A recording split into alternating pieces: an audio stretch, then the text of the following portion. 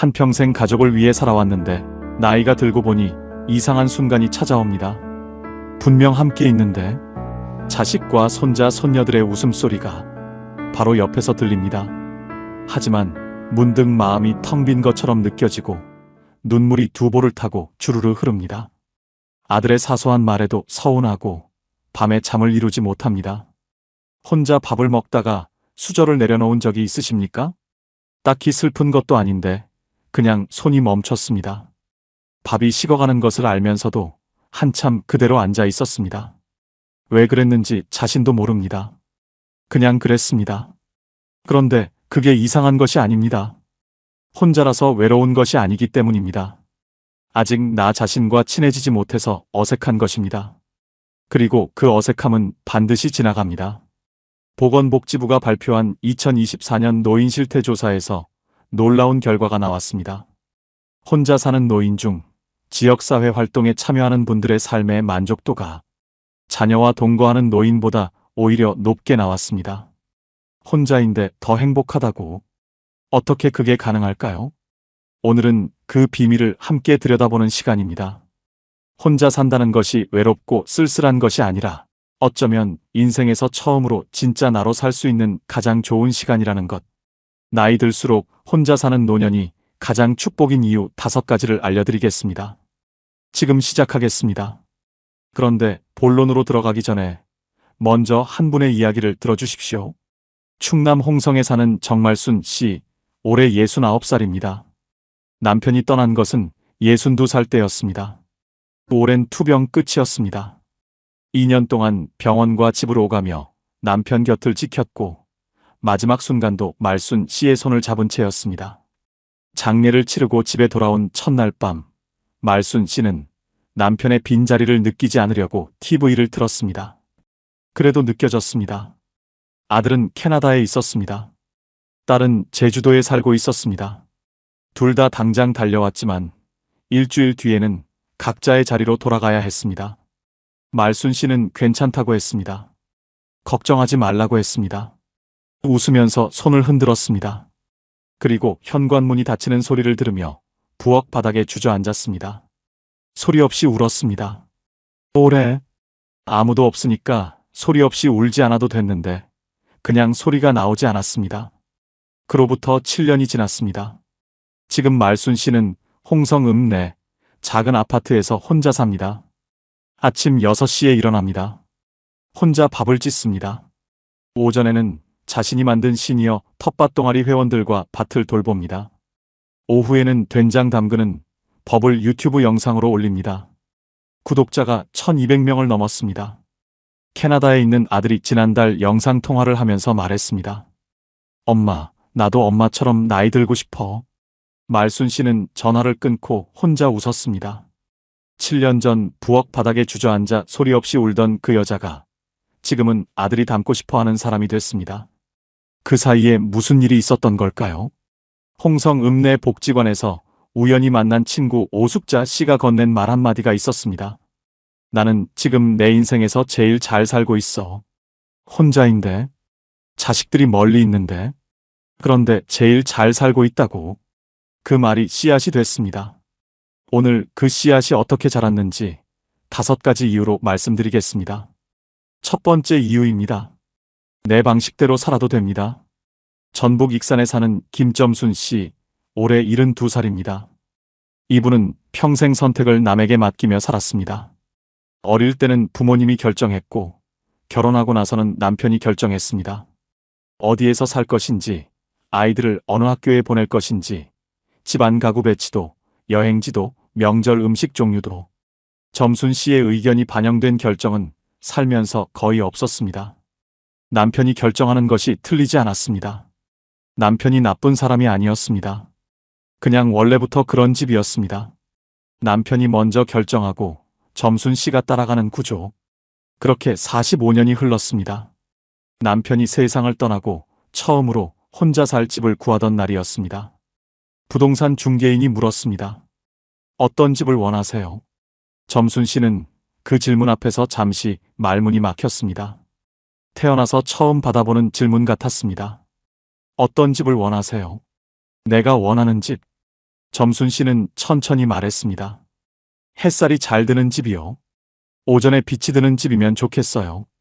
그게 전부였는데 그 한마디가 입 밖에 나오는 순간 뭔가 뭉클했습니다. 내가 원하는 것을 말했습니다. 평생 처음으로. 결국 남향 작은 아파트를 구했습니다. 이사 오던 날 아침 햇살이 거실 바닥에 쏟아졌습니다. 점순 씨는 그 햇살 위에 앉았습니다. 따뜻했습니다. 이게 내가 원했던 것이었구나. 그 다음으로 한 일이 소파를 고르는 것이었습니다.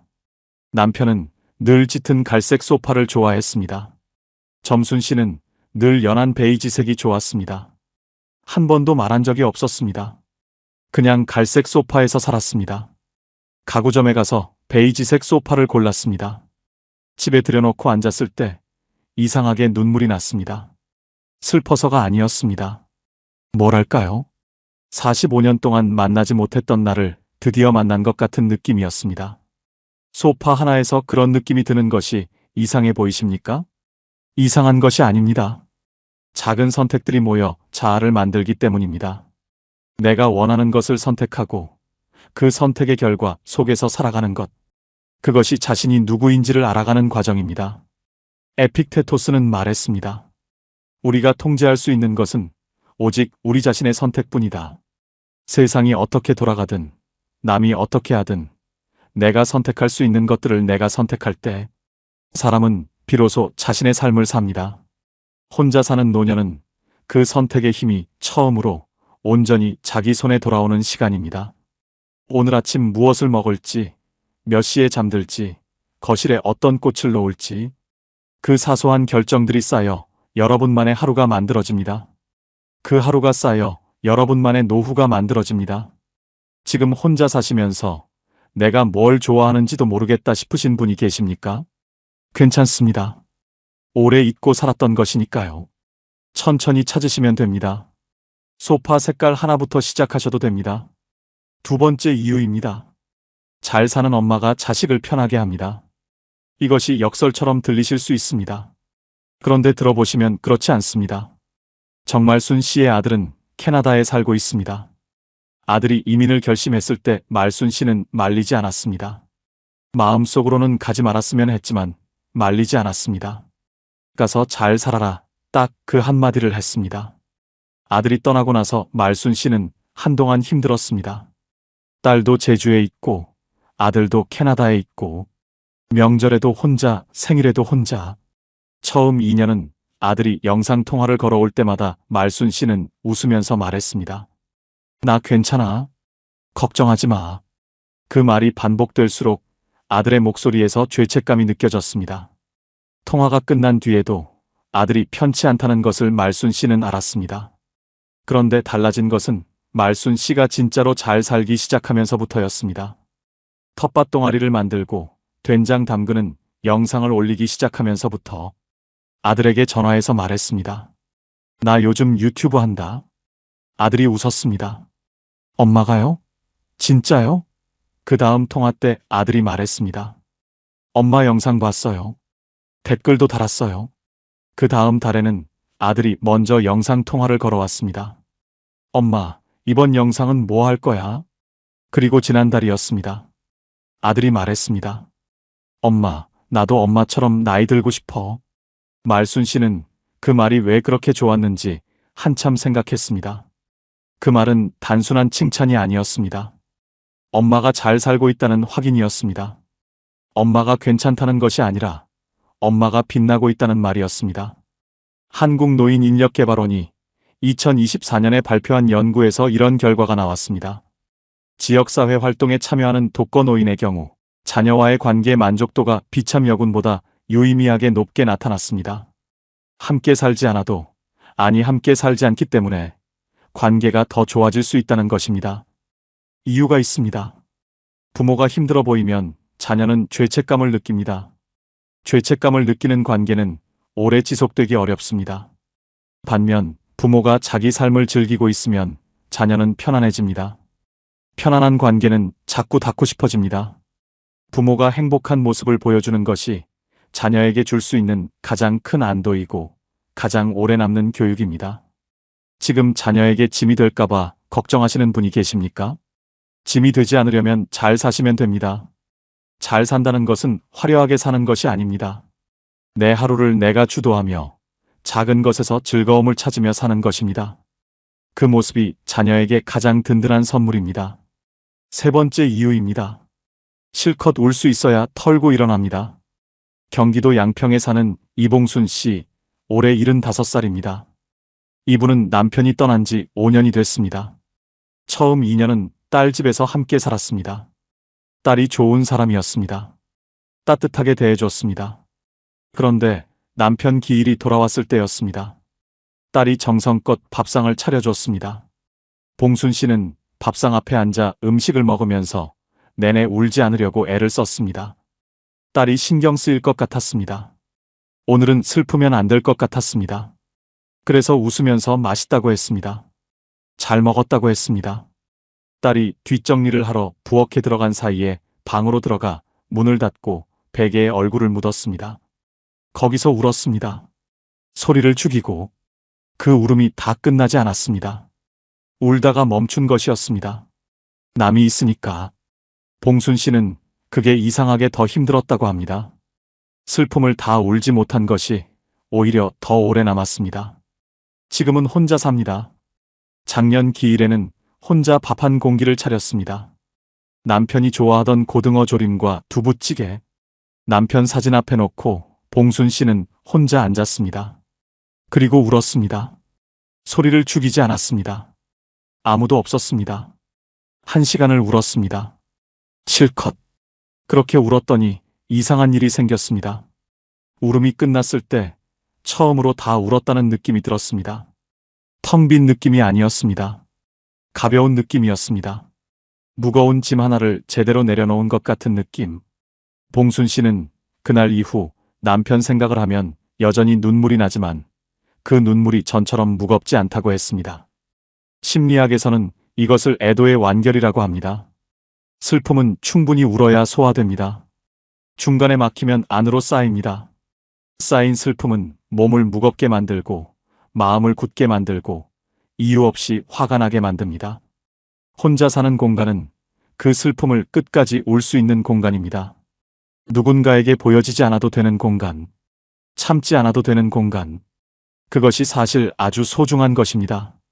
우리는 너무 오래 참으면서 살았습니다. 울고 싶어도 가족 앞에서는 웃었습니다. 힘들어도 괜찮다고 했습니다. 무너지고 싶어도 버텼습니다. 그 모든 참음이 어딘가에 쌓여 있습니다. 혼자인 지금 이 공간에서 이제는 참지 않아도 됩니다. 실컷 울어도 됩니다. 다 울고 나면 가벼워집니다. 그 가벼움이 다음 하루를 살게 해줍니다. 네 번째 이유입니다. 혼자가 되니 오히려 사람이 늘었습니다. 강원도 원주에 사는 오숙자 씨, 올해 70살입니다. 앞서 잠깐 말씀드렸던 정말순 씨에게 나는 지금 내 인생에서 제일 잘 살고 있다고 말했던 그분입니다. 숙자 씨는 혼자 산 지 10년이 됐습니다. 10년 전 처음 혼자 됐을 때 주변 사람들이 걱정했습니다. 자녀들도 걱정했습니다. 그런데 숙자 씨가 가장 먼저 한 일은 동네 복지관에 가보는 것이었습니다. 어차피 집에 혼자 있을 것 아니냐, 그러면 나가자. 그 단순한 생각이었습니다. 복지관 게시판에 붙어있는 프로그램 목록을 봤습니다. 요리교실, 노래교실, 한글교실, 원예교실. 숙자 씨는 요리교실을 신청했습니다. 거기서 사람들을 만났습니다. 그 다음 달에는 노래교실도 나갔습니다. 그 다음에는 원예교실. 1년이 지나자 숙자 씨의 하루 동선이 달라졌습니다. 자녀 집에서 살 때는 집안에서 하루가 끝났습니다. 아침에 일어나서 밥 짓고 손자 챙기고 집안 청소하고 저녁 짓고 자는 것. 반경이 집 한 채 아니었습니다. 지금은 다릅니다. 복지관, 텃밭, 도서관, 시장, 공원. 만나는 사람이 오히려 훨씬 더 많아졌습니다. 매주 화요일에 함께 노래하는 친구가 있고 목요일에 같이 텃밭을 가꾸는 이웃이 있고 매달 2번 복지관 봉사활동을 함께하는 동료가 있습니다. 숙자 씨는 말합니다. 자녀 집에 있을 때보다 지금 아는 사람이 더 많아요. 서울대 노화고령사회연구소가 발표한 연구에서 이런 결과가 나왔습니다. 지역사회 활동에 참여하는 독거노인은 비참여 독거노인에 비해 우울감이 40% 낮게 나타났습니다. 혼자 산다는 것이 고립을 의미하지 않습니다. 오히려 자녀 가족의 울타리 안에 있을 때는 밖으로 나갈 이유가 없었는데 혼자가 되고 나서야 비로소 세상과 연결되기 시작하는 분들이 많습니다. 이유가 있습니다. 자녀 집에서는 내 역할이 정해져 있습니다. 손자를 돌보는 사람, 밥을 짓는 사람, 집을 지키는 사람. 그 역할을 하느라 밖을 볼 틈이 없습니다. 혼자가 되면 역할이 없어집니다. 처음에는 그것이 허전합니다. 그런데 그 허전함이 밖을 향하는 문을 엽니다. 나는 지금 무엇을 해야 하는가가 아니라 나는 지금 무엇을 하고 싶은가로 질문이 바뀝니다. 그 질문을 들고 나가는 사람이 세상과 새롭게 연결됩니다. 지금 혼자 사시면서 집에만 계신 분이 계십니까? 딱 한 걸음만 나가보십시오. 동네 복지관 게시판 하나만 들여다보십시오. 거기서 무언가가 시작됩니다. 숙자 씨가 그랬고 말순 씨가 그랬습니다. 5번째 이유입니다. 내 삶의 마무리는 내가 직접 합니다. 이 이야기가 처음에는 무겁게 들릴 수 있습니다. 그런데 끝까지 들으시면 그렇지 않습니다. 정말순 씨에게 어느 날 밤이 찾아왔습니다. 혼자 산 지 5년째 되던 해가을이었습니다. 말순 씨는 작은 상자를 하나 꺼냈습니다. 예쁜 상자가 아니었습니다. 과자 상자를 재활용한 것이었습니다. 거기에 몇 가지를 적었습니다. 자신이 좋아하는 노래 목록, 장례를 어떻게 해줬으면 하는지. 거창하지 않았습니다. 요란하지 않게 가까운 사람들만 모여서 국화꽃으로, 그리고 아들에게 쓸 편지 한 장, 딸에게 쓸 편지 한 장을 써서 봉투에 넣어 상자 안에 넣었습니다. 상자를 닫았을 때 이상하게 두렵지 않았습니다. 오히려 홀가분했습니다. 말순 씨는 그날을 이렇게 기억합니다. 그게 죽음 준비가 아니었어요. 내 삶을 내가 마무리하겠다는 선언 같은 것이었어요. 내 삶을 내가 살았으니 내 삶을 내가 닫겠다는 것. 그것이 이상하게 자유롭게 느껴졌어요. 자녀와 함께 사는 환경에서는 이 준비를 꺼내기가 어렵습니다. 상자를 꺼내는 것만으로도 자녀가 불안해할 것 같습니다. 죽음 이야기를 꺼내면 분위기가 무거워질 것 같습니다. 그래서 대부분 미룹니다. 그런데 미루면 어떻게 됩니까? 그 준비를 누군가 다른 사람이 대신 하게 됩니다. 내가 원하는 방식이 아닌 남이 결정하는 방식으로 마무리됩니다. 혼자 사는 공간에서는 그 준비를 조용히, 천천히 내 방식으로 할 수 있습니다. 그것은 죽음에 집착하는 것이 아닙니다. 삶을 끝까지 주도하는 것입니다. 퇴계 이황 선생은 말씀하셨습니다. 죽음을 두려워하지 말라. 두려워해야 할 것은 제대로 살지 못하는 것이다. 제대로 사는 것의 끝에는 제대로 마무리하는 것도 포함됩니다. 내 삶을 내가 살았으니 내 마무리도 내가 준비할 수 있는 것. 그것이 혼자 사는 노년이 가질 수 있는 가장 조용하고 깊은 자유입니다. 정말순 씨 이야기로 돌아가겠습니다. 7년 전 부엌 바닥에 주저앉아 소리 없이 울던 그분이 지금은 어떻게 살고 있는지 보여드리겠습니다. 오늘 아침 6시 말순 씨는 일어나서 커튼을 엽니다. 홍성 하늘에 아직 붉은 기운이 남아 있습니다. 혼자 된장국을 끓입니다. 뚜껑을 열면 구수한 냄새가 부엌에 퍼집니다. 직접 담근 된장입니다.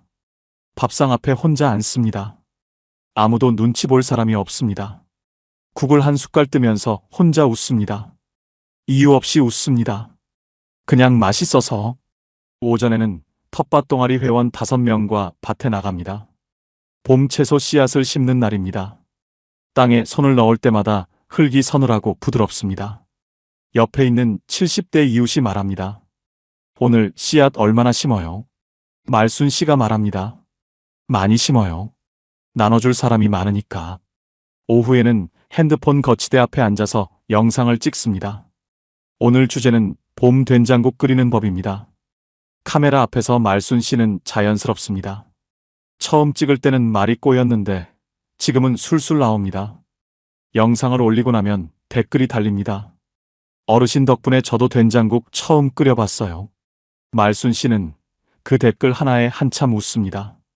저녁에 아들 영상 통화가 옵니다. 캐나다 시간으로 아침이라고 합니다. 아들 얼굴이 화면에 뜹니다. 엄마, 오늘 뭐 했어요? 말순 씨가 말합니다. 텃밭 다녀오고 유튜브 찍었어.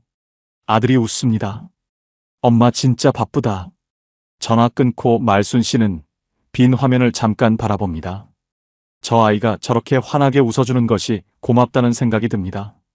멀리 있어도 자주 볼 수 없어도 저 웃음이 진심이라는 것을 압니다. 자녀 집에 들어가 살던 때에는 없었던 웃음입니다. 오숙자 씨를 복지관에서 처음 만났던 그날, 나는 지금 내 인생에서 제일 잘 살고 있어 라는 말이 어떻게 가능한지 몰랐습니다. 혼자인데 어떻게 제일 잘 살 수 있냐고. 지금은 압니다. 혼자이기 때문에 제일 잘 살 수 있다는 것을. 혼자이기 때문에 비로소 나를 찾았고, 혼자이기 때문에 선택할 수 있었고, 혼자이기 때문에 실컷 울 수 있었고, 혼자이기 때문에 세상으로 나갔고, 혼자이기 때문에 내 삶을 내가 마무리할 수 있습니다. 그것이 혼자 사는 노년이 가진 조용하지만 강한 힘입니다. 지금까지 5가지 이유를 함께 보셨습니다. 핵심 3가지로 정리해드리겠습니다. 첫째, 내 방식대로 살아도 됩니다. 소파 색깔 하나, 아침 메뉴 하나부터 시작하십시오. 그 작은 선택들이 쌓여 여러분만의 노후가 됩니다. 둘째, 잘 사는 엄마가 자식을 편하게 합니다. 자녀에게 짐이 되지 않으려고 참지 마시고 잘 살아서 보여주십시오. 셋째, 혼자 있는 시간이 나를 넓힙니다. 실컷 울 수 있는 공간, 스스로 연결되는 공간, 내 방식으로 마무리하는 공간.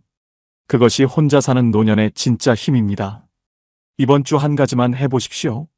오랫동안 하고 싶었는데 나중으로 미뤄온 것 하나를 이번 주 안에 시작해 보십시오. 동네 복지관 게시판을 들여다보는 것이어도 좋고, 좋아하는 노래를 크게 틀어놓고 혼자 밥을 먹는 것이어도 좋고, 자녀에게 전화해서 나 요즘 잘 지내라고 먼저 말하는 것이어도 좋습니다. 그 하나가 시작입니다. 오늘 이 이야기가 마음에 닿으셨다면 댓글로 한마디 남겨주세요. 지금 사시는 지역과 함께 혼자 살면서 처음으로 내가 나였던 순간이 있으셨다면 그 이야기를 나눠주십시오. 혹은 지금 혼자 사는 것이 두렵다면 그 마음도 써주십시오.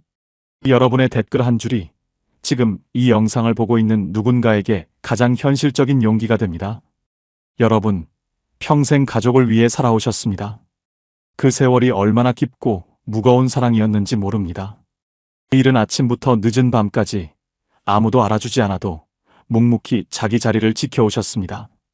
그 하루하루가 얼마나 단단하고 귀한 것이었는지 어쩌면 본인만 모르고 계실지도 모릅니다. 그런데 오늘 이 영상을 끝까지 보신 여러분께 한 가지만 말씀드리고 싶습니다. 혼자라는 것이 끝이 아닙니다. 혼자가 된 지금이 어쩌면 인생에서 처음으로 진짜 나로 살 수 있는 시간의 시작입니다. 김점순 씨는 67에 처음으로 자기가 원하는 집을 골랐습니다. 이봉순 씨는 73에 처음으로 울음을 다 울었습니다. 오숙자 씨는 60에 혼자가 되고 나서야 세상과 더 넓게 연결됐습니다.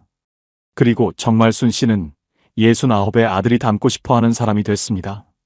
그분들이 찾은 것은 누가 가져다 준 것이 아니었습니다. 혼자 있는 그 시간 속에서 스스로 꺼낸 것이었습니다. 오늘 저녁 조용히 스스로에게 말해보세요. 나는 혼자이지만 외롭지 않다. 나는 지금 나를 위해 살고 있다. 그 말이 아직 어색하게 느껴지신다면 괜찮습니다. 매일 조금씩 친해지면 됩니다. 자기 자신과 친해지는데 늦은 나이는 없습니다. 평생을 가족에게 먼저 주며 살아오셨습니다. 이제는 그 따뜻함을 자기 자신에게도 주셔도 됩니다. 혼자이기에 가능한 삶이 있습니다. 혼자이기에 더 깊어지는 하루가 있습니다. 여러분은 지금 그 삶의 한가운데 서 계십니다. 당당하게 자신의 행복을 위해 오늘 하루도 잘 살아가셔도 됩니다. 오늘도 끝까지 함께 해주셔서 진심으로 감사드립니다. 황금노후는 여러분의 행복을 평생 응원하겠습니다. 지금까지 황금노후였습니다. 여러분, 오늘 아침에 눈 뜨자마자 어떤 생각이 드셨나요? 아이고, 오늘은 뭐 하지? 또 하루가 지겹네 하며 한숨부터 나오셨나요? 아니면 오늘도 내 마음대로 신나는 하루 보내야지 하며 환하게 웃으며 하루를 시작하셨나요? 같은 아침이지만 누군가는 무겁게, 누군가는 가볍게 하루를 엽니다. 도대체 무엇이 노년의 팔자를 가를까요? 강남의 빌딩 한 채? 자식이 벤처기업 사장이면 뭐합니까? 바쁘다고 1년에 한 번 얼굴 보기도 힘듭니다. 그건 허울 좋은 껍데기지요. 수백억 수천억 자산가여도 병원에 누워 아무것도 못하면 그게 무슨 소용입니까? 오늘 제가 드릴 말씀은 70, 80이 되어도 당당하게 매일을 소풍처럼 즐겁게 사는 진짜 상팔자들의 비밀 8가지를 알아보고자 합니다. 내 팔자는 왜 이래? 하시는 분은 오늘 이야기를 끝까지 들어보세요. 영상이 끝날 때쯤 인생의 해답을 얻으시고 여러분의 인생이 달라 보일 겁니다. 자, 팔자 좋은 사람의 8가지 비밀 시작하겠습니다. 첫 번째, 죽을 때까지 내 집에서 사는 사람입니다. 여러분, 이게 얼마나 큰 축복인지 아십니까? 제가 아는 분 중에 이런 분이 계셨습니다. 70대 후반의 김할머니라는 분인데요. 서울 변두리에 작은 빌라 한 채를 가지고 계셨어요. 평수로 치면 15평도 안 되는 정말 아담한 집이었지요. 엘리베이터도 없는 3층이었고 벽지는 오래돼서 살짝 누렇게 변해 있었습니다. 그런데 이 할머니를 볼 때마다 느끼는 게 있었어요. 이분은 항상 표정이 편안했습니다. 자식들이 요양병원 가시라고 몇 번이나 권유했대요. 어머니, 이제 혼자 계시기 힘드시잖아요. 우리가 좋은 데 알아볼게요. 그런데 할머니는 단호하게 거절하셨답니다. 아니다. 내가 죽더라도 이 집에서 죽을 거다. 이게 비록 작고 낡았어도 여기가 내 집이다. 왜 그랬을까요? 이유는 간단합니다. 내 집에 있으면 아침에 일어나서 화장실 갈 때 누구 눈치 안 봐도 됩니다. 밤 10시에 배고파서 라면 끓여 먹어도 미안하지 않습니다. TV 볼륨을 조금 크게 틀어도 친구가 갑자기 찾아와도 아무 문제가 없어요. 그런데 자식 집에 가면 어떻습니까? 며느리 눈치, 손주 눈치, 사위 눈치 숨 쉬는 것조차 조심스러워집니다. 요양병원은 또 어떻고요?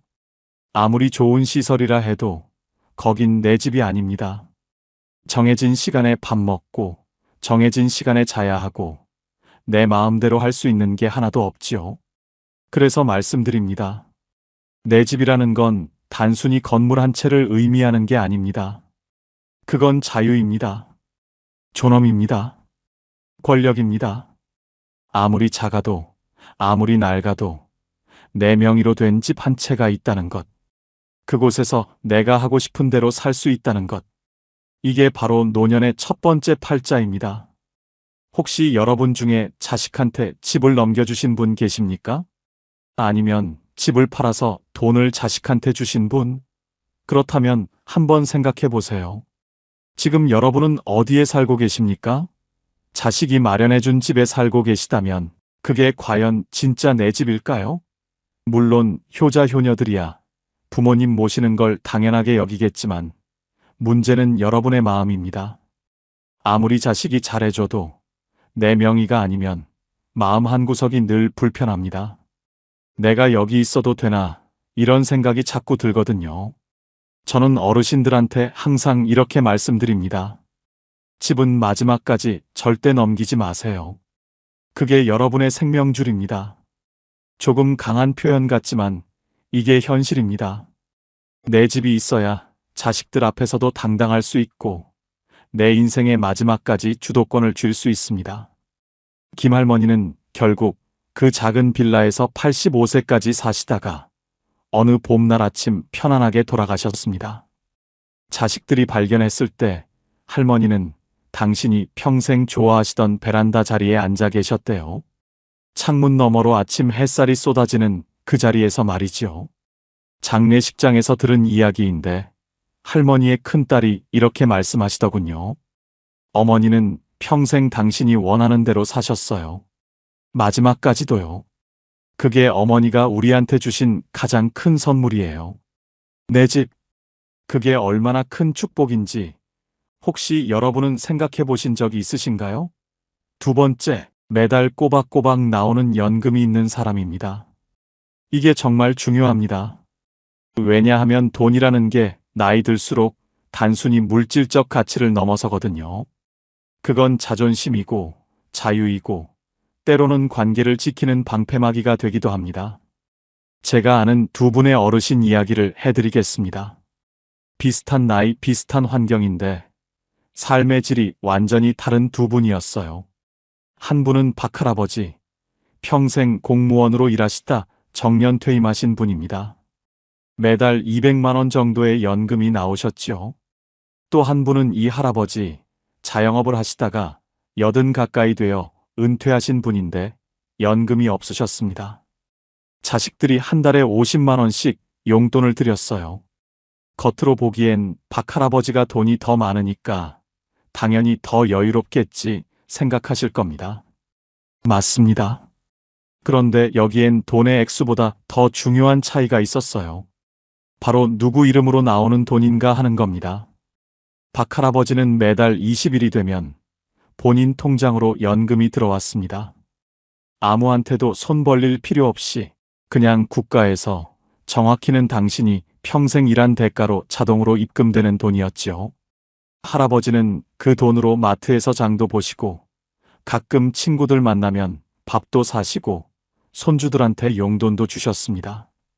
누가 뭐라 하지 않아도 당신이 원하는 대로 쓰셨어요. 반면 이 할아버지는 어땠을까요? 매달 첫째 주 일요일 자식들이 모이는 날이면 큰아들이 봉투를 건네주었습니다. 아버지, 이번 달 용돈이요. 그 순간 할아버지 표정이 어땠는지 아십니까? 고맙긴 한데 어딘가 모르게 기가 죽어 보이셨어요.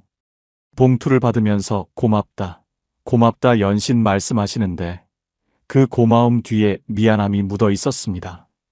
자식들도 억지로 주는 건 아니었지만 이 할아버지는 늘 눈치가 보이셨던 거지요. 더 안타까운 건 이 할아버지는 그 50만 원을 쓰는 것조차 조심스러워 하셨다는 겁니다.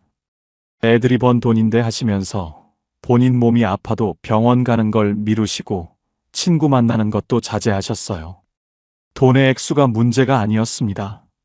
내 돈이 아니라 자식 돈이라는 생각 때문에 그 돈을 쓸 때마다 마음에 빚이 쌓였던 겁니다. 여러분, 이게 연금의 힘입니다. 연금은 단순히 생활비가 아닙니다. 그건 노년의 자존심을 지켜주는 강력한 무기예요. 내 이름으로 나오는 돈이 있다는 것, 그래서 자식한테 손 안 벌려도 된다는 것, 이게 얼마나 큰 위안인지 모릅니다. 그래도 자식이 효자인데 뭐 어때요? 자식한테 받으면 되지. 이렇게 생각하실 수도 있습니다. 물론 그럴 수도 있지요. 하지만 말입니다. 아무리 효자라도 그 돈을 받을 때마다 부모 마음 한구석은 불편합니다. 사람이란 게 원래 그렇습니다. 베푸는 사람보다 받는 사람이 더 마음이 무겁거든요. 특히 나이 들면 자식한테 짐이 되고 싶지 않은 게 부모 마음 아니겠습니까? 그래서 제가 감히 말씀드립니다. 여러분이 지금 50대, 60대 초반이시라면 연금 준비를 꼭 하세요. 국민연금이든 개인연금이든 뭐든 상관없습니다. 중요한 건 매달 자동으로 나오는 돈을 만들어 놓는 겁니다. 그게 80대의 여러분을 지켜줄 겁니다. 그리고 이미 70대, 80대가 되신 분들, 혹시 지금 자식들한테 용돈 받고 계신가요? 그렇다면 자식들한테 너무 미안해하지 마세요. 여러분이 그 자식들 키우느라 얼마나 고생하셨습니까? 밤낮으로 일하고 끼니 걸으면서 학원비 댔고 아플 때도 참으면서 자식들 입혔고 먹였잖아요. 그러니 지금 받는 용돈은 빚을 받는 게 아니라 그저 당연한 되갚음일 뿐입니다. 하지만 그럼에도 불구하고 내 이름으로 나오는 돈이 있는 사람은 그렇지 않은 사람보다 마음이 훨씬 가볍습니다. 지갑이 두둑해야 마음도 두둑해지는 법이니까요. 세 번째, 혼자서도 기가 막히게 잘 노는 사람입니다. 혹시 여러분 주변에 이런 분 안 계십니까? 자식들은 멀리 살고 배우자도 없고 친구들도 이제 다들 몸이 불편해서 자주 못 만나는데 그런데도 이상하게 심심해하지 않고 매일 뭔가 재미있게 사는 사람 말이에요. 제가 동네에서 만난 최할머니가 딱 그랬습니다. 올해 76세이신데 혼자 사세요. 남편은 10년 전에 돌아가셨고 자식들은 하나는 미국, 하나는 부산에 살아서 1년에 명절 때나 볼까 말까 합니다. 그런데 이 할머니를 보면 외롭다는 느낌이 전혀 안 들어요. 오히려 늘 바빠 보이고 얼굴에 생기가 돌았어요. 어느 날 제가 궁금해서 물어봤습니다. 할머니, 혼자 사시는데 심심하지 않으세요? 그랬더니 할머니가 웃으시면서 이렇게 대답하셨어요. 심심할 틈이 어딨어? 아침에 일어나면 베란다 화분 물 주고, 그 다음에 유튜브로 요가 하나 따라하고, 점심 먹고 나면 피아노 연습하고, 저녁엔 드라마 보다가 책 읽다가 자면 하루가 금방 가더라고. 저는 그 말을 듣고 깜짝 놀랐습니다. 76세에 유튜브로 요가를 배우고 피아노를 독학으로 연습하신다니요. 할머니는 이어서 말씀하셨어요.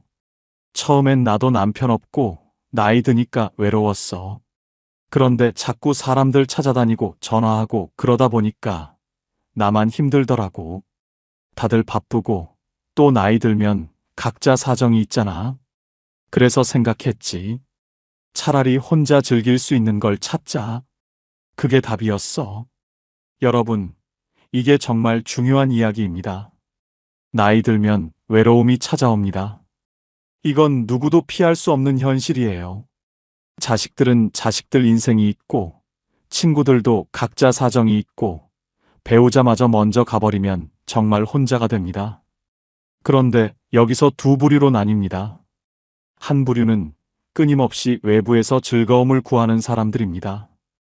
자식한테 전화하고, 나 심심하다 하고, 친구들한테 매일 연락하고.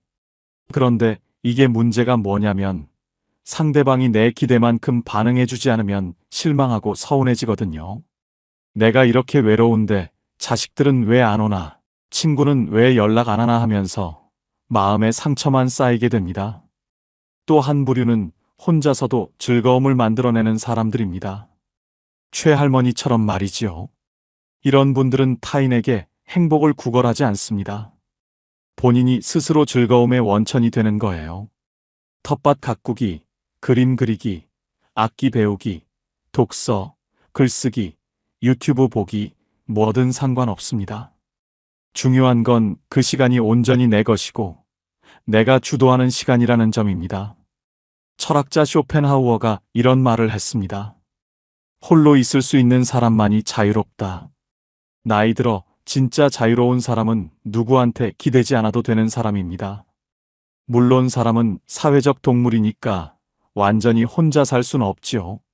하지만 적어도 혼자 있는 시간이 고통이 아니라 축복이 되어야 노년이 편안합니다. 여러분, 혹시 지금 혼자 있는 게 두렵지는 않으신가요? 자식들이 안 오면 불안하고, 친구가 연락 안 하면 서운하고, TV만 켜놓고 하루 종일 멍하니 시간 보내고 계시진 않으신가요? 그렇다면 지금부터라도 찾아보세요. 내가 정말 좋아하는 게 뭔지, 시간 가는 줄 모르고 빠져드는 게 뭔지. 그게 바로 여러분의 노년을 지켜줄 무기가 될 겁니다. 혼자서도 기가 막히게 잘 노는 사람. 그런 사람은 외롭지 않습니다. 아니, 정확히 말하면 고독을 즐길 줄 압니다. 고독과 외로움은 다릅니다. 외로움은 고통이지만 고독은 선물이거든요. 네 번째, 돈 걱정 없이 두 다리 뻗고 잠드는 사람입니다. 여기서 오해하지 말아야 할 게 있습니다. 제가 말하는 건 수십억 자산가가 되라는 게 아니에요.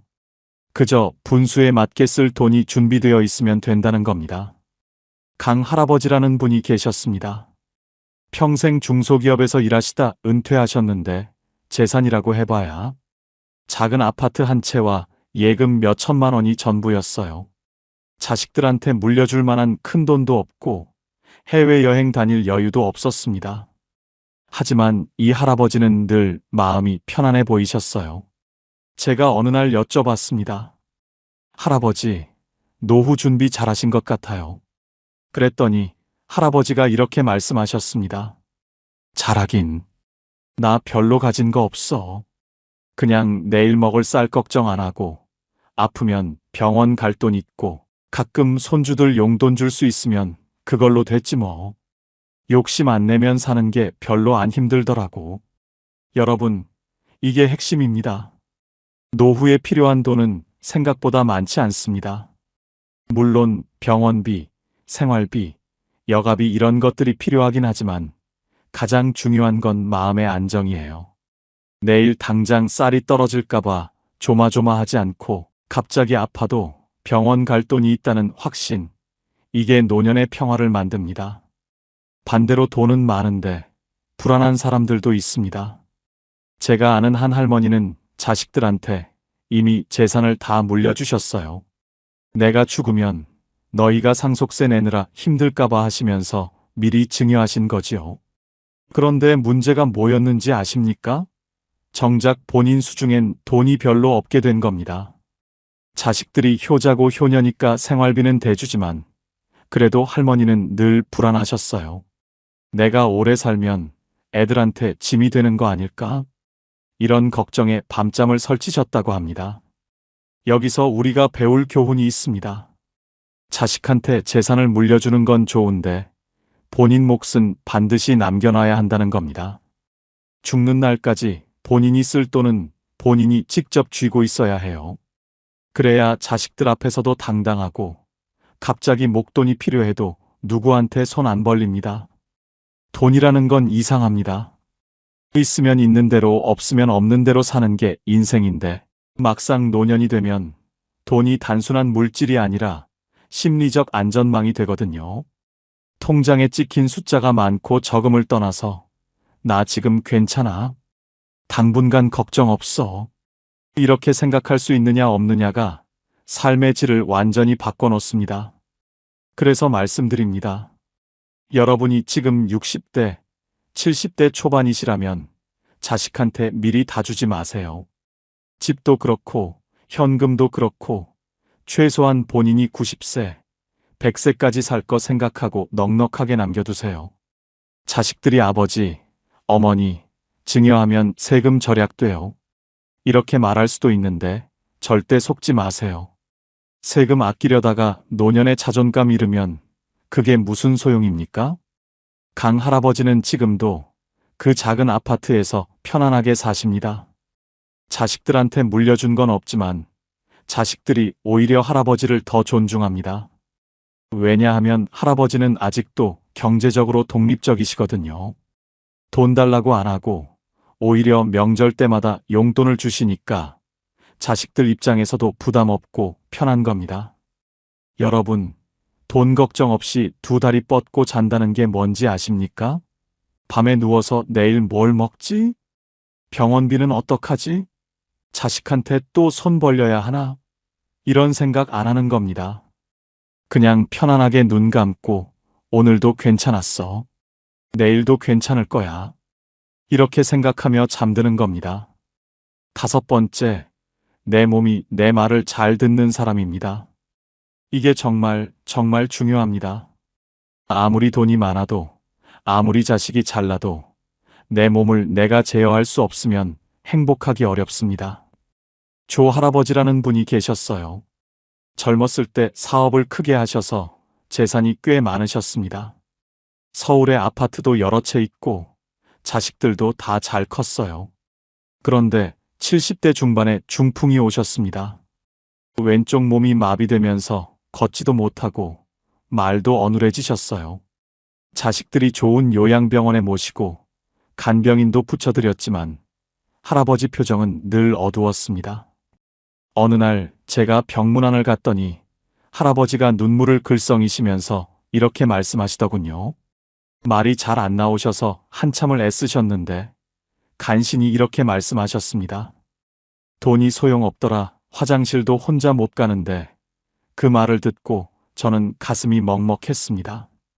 평생 돈 벌느라 고생하시고 자식들 잘 키우시고 이제 편하게 사실 나이인데 정작 본인 몸을 본인이 컨트롤할 수 없으니 모든 게 무의미해진 겁니다. 반대로 윤 할머니는 어떠셨는지 말씀드리겠습니다. 올해 82세이신데 재산은 별로 없으세요. 작은 전셋집에서 혼자 사시는데 이 할머니는 매일 아침 30분씩 산책을 하십니다. 무릎도 좀 안 좋고 허리도 가끔 아프시지만 그래도 지팡이 짚고 천천히 동네 한 바퀴 도시는 겁니다. 그리고 집에 와서 혼자 밥 해 드시고 청소하시고 빨래하시고 모든 걸 혼자 하세요. 제가 물어봤습니다. 할머니, 힘드시지 않으세요? 할머니가 웃으시면서 말씀하셨어요. 힘들긴 한데 그래도 내 몸이 내 말을 들으니까 다행이지. 요새 내 또래들 보면 다들 누워 지내거나 휠체어 타고 다니는데 나는 비록 느려도 내 발로 걷잖아. 그게 얼마나 큰 행운인지 몰라. 여러분, 이게 노년의 진실입니다. 건강이 전부는 아니지만 건강 없이는 아무것도 의미가 없습니다. 아무리 좋은 집에 살아도 침대에서 못 일어나면 무슨 소용이고 아무리 맛있는 음식이 있어도 씹지 못하면 무슨 의미가 있겠습니까? 아무리 자식들이 효자라 해도 본인이 화장실도 혼자 못 가면 얼마나 서럽고 창피하겠습니까? 그래서 지금부터라도 여러분 몸을 아끼셔야 합니다. 젊었을 때는 몸이 튼튼해서 조금 무리해도 금방 회복되지만 나이 들면 한번 망가진 몸은 다시 돌이키기 힘듭니다. 무릎이 아프면 무리하지 말고 허리가 안 좋으면 쉬고 당뇨가 있으면 음식 조절하고 고혈압이 있으면 약 꼬박꼬박 챙겨 드시고 나 이제 늙었는데 뭐 건강 관리를 해? 이렇게 포기하시는 분들이 계시는데 절대 그러지 마세요. 70대도 80대도 지금부터 관리하면 달라집니다. 물론 젊었을 때처럼 팔팔하게 되진 않겠지만 적어도 내가 하고 싶은 걸 내 몸으로 할 수 있는 상태는 유지할 수 있습니다. 윤 할머니는 82세에도 본인이 먹고 싶은 반찬을 직접 만들어 드시고 청소하시고 빨래하시고 산책도 하십니다. 물론 예전처럼 빠르게 못 하시고 중간중간 쉬면서 하시지만 그래도 본인이 직접 하신다는 게 중요합니다. 그게 자존감을 지켜줍니다. 나 아직 쓸모 있어. 아직 할 수 있어. 이런 생각이 노년을 버티게 해주는 힘이거든요. 내 몸이 내 말을 잘 듣는 사람. 비록 여기저기 쑤시고 아파도 그래도 내가 원하는 대로 움직일 수 있다면 그것만으로도 엄청난 축복입니다. 6번째, 부탁하지 않아도 되는 사람입니다. 나이 들수록 가장 서러운 순간이 언제인지 아십니까? 바로 누군가에게 뭔가를 부탁해야 할 때입니다. 장할머니라는 분이 계셨습니다. 혼자 사시는데 어느 날 은행에 가셔야 할 일이 있으셨대요. 요새는 은행도 다 인터넷으로 하고 ATM 기계로 하라고 하는데 할머니는 그런 거 잘 모르시거든요. 그래서 딸한테 전화하셨습니다. 애야, 미안한데 내일 시간 좀 내서 은행 좀 같이 가줄 수 있니? 딸은 당연히 그럼요. 엄마하고 흔쾌히 대답했지만 할머니는 전화 끊고 나서 한숨을 쉬셨대요. 애도 바쁜데 자꾸 이런 거 부탁하면 귀찮아 하겠지. 여러분, 이게 노년의 현실입니다. 나이 들면 혼자 하기 어려운 일들이 생깁니다.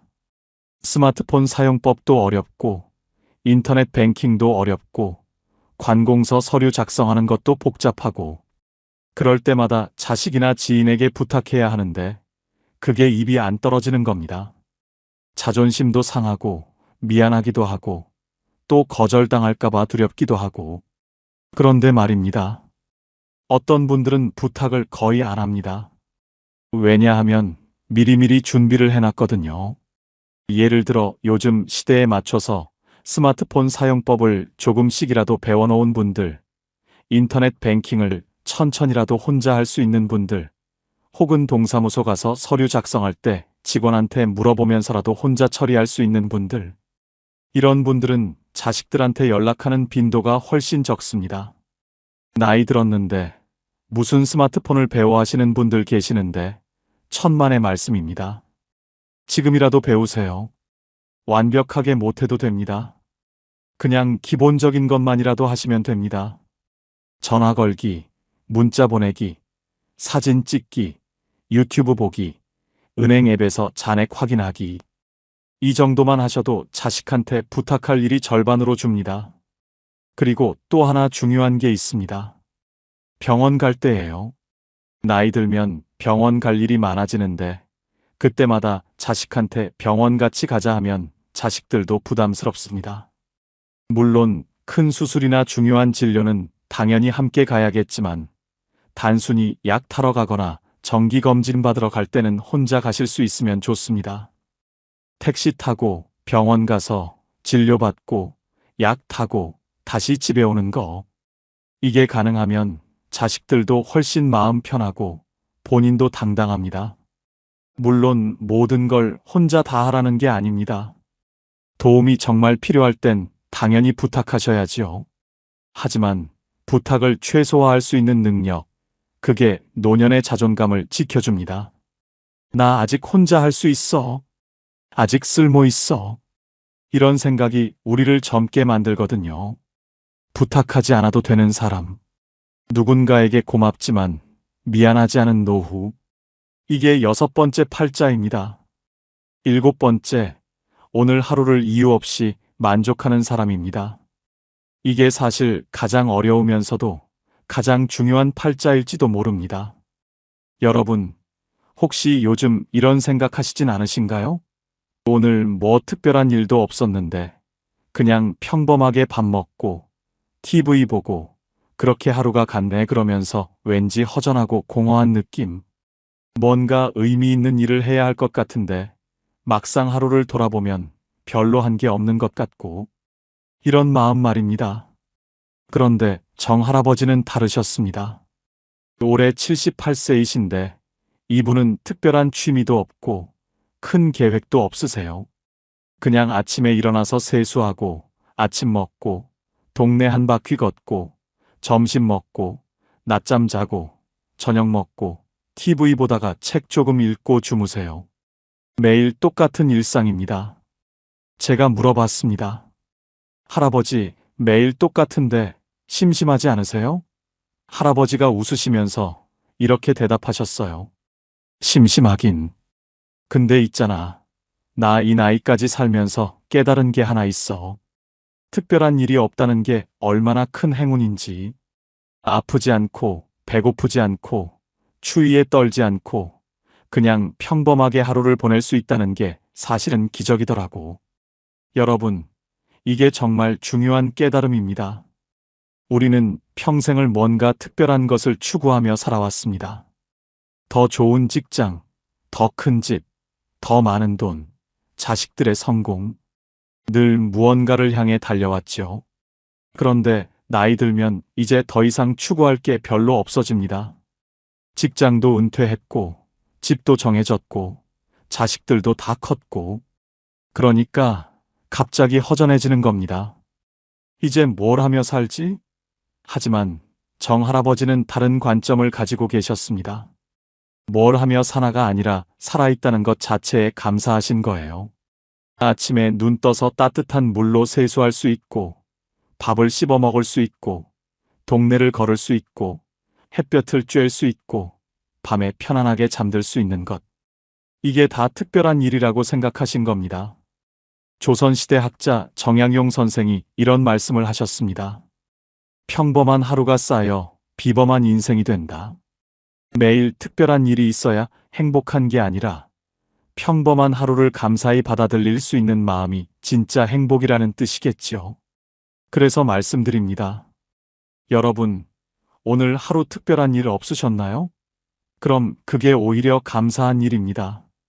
큰 사고 없었고, 큰 병 걸리지 않았고, 자식들한테 나쁜 소식 없었고, 그냥 조용히 하루가 지나갔다면 그게 바로 축복입니다.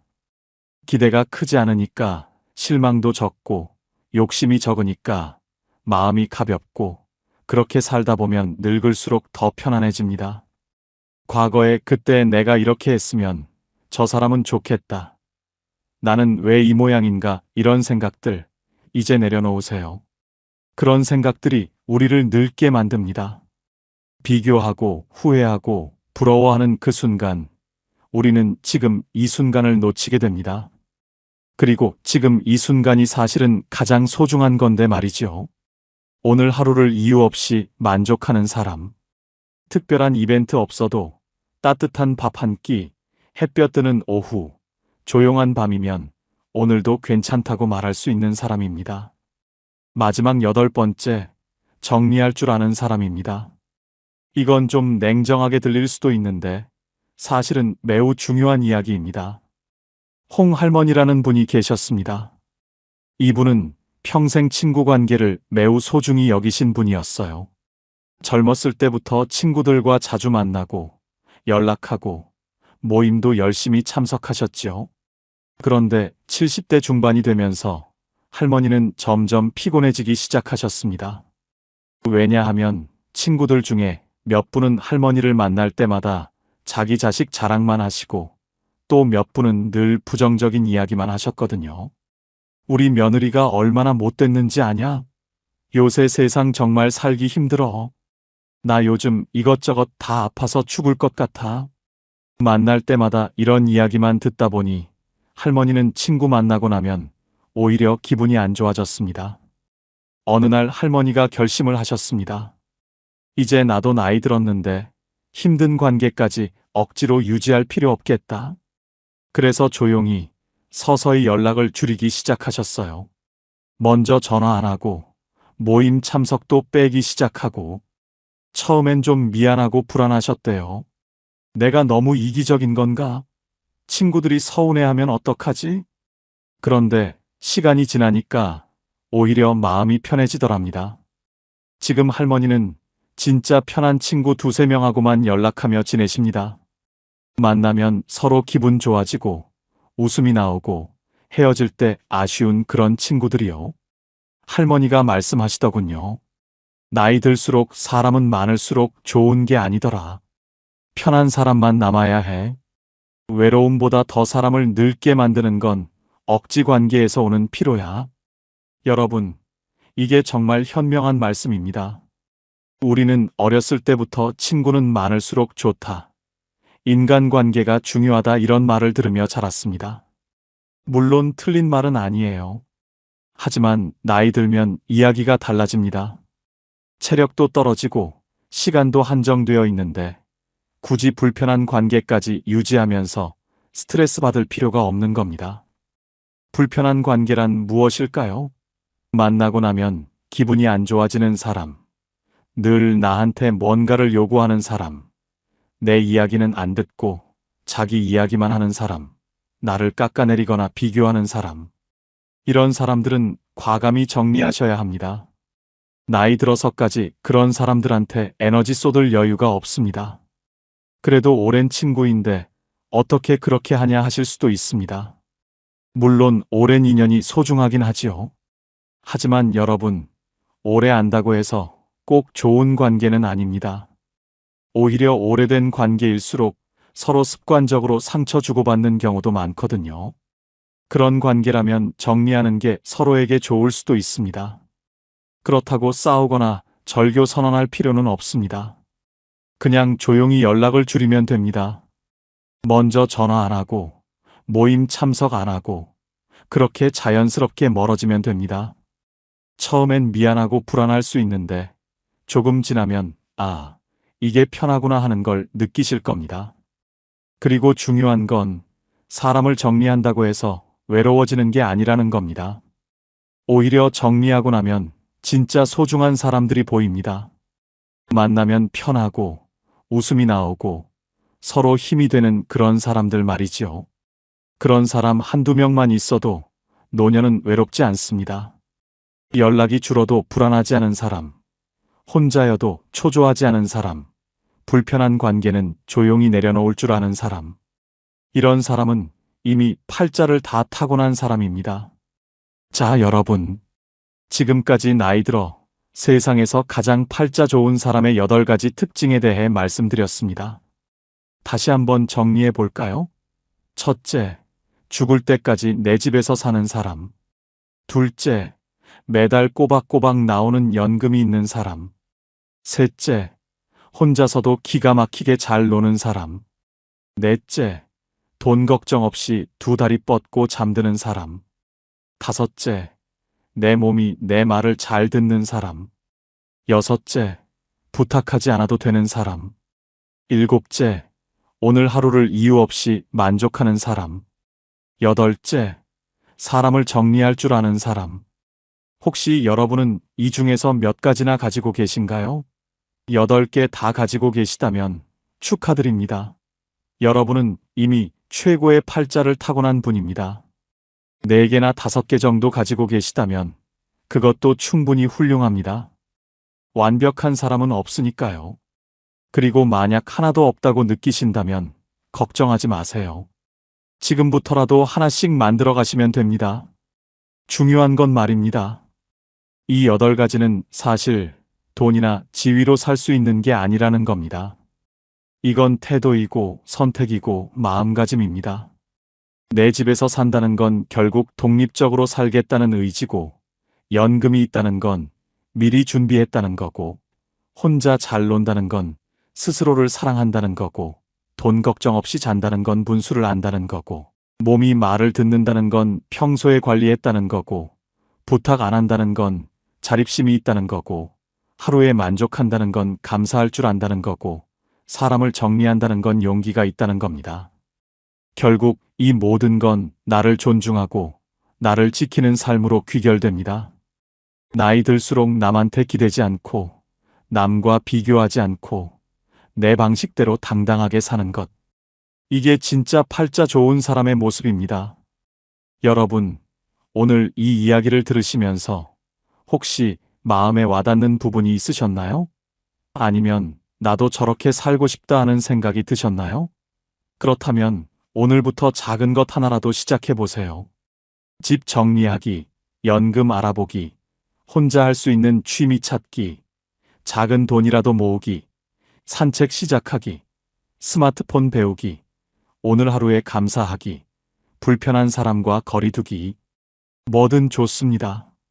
나이 든다는 건 끝이 아니라 새로운 시작입니다. 더 이상 남을 위해 살지 않아도 되는, 오롯이 나를 위해 살 수 있는 시간이거든요. 그러니 부디 여러분의 노년이 비교와 후회가 아닌 평화와 감사로 채워지길 바랍니다. 오늘 이야기가 여러분의 마음에 작은 위로가 되었다면 구독과 좋아요로 저에게 힘을 보태주시면 감사하겠습니다. 친구와 지인들에게 카톡으로 많이 공유해 주세요. 여러분 모두 노년의 팔자 좋은 사람으로 사시길 진심으로 응원합니다. 지금까지 황금노후였습니다. 감사합니다.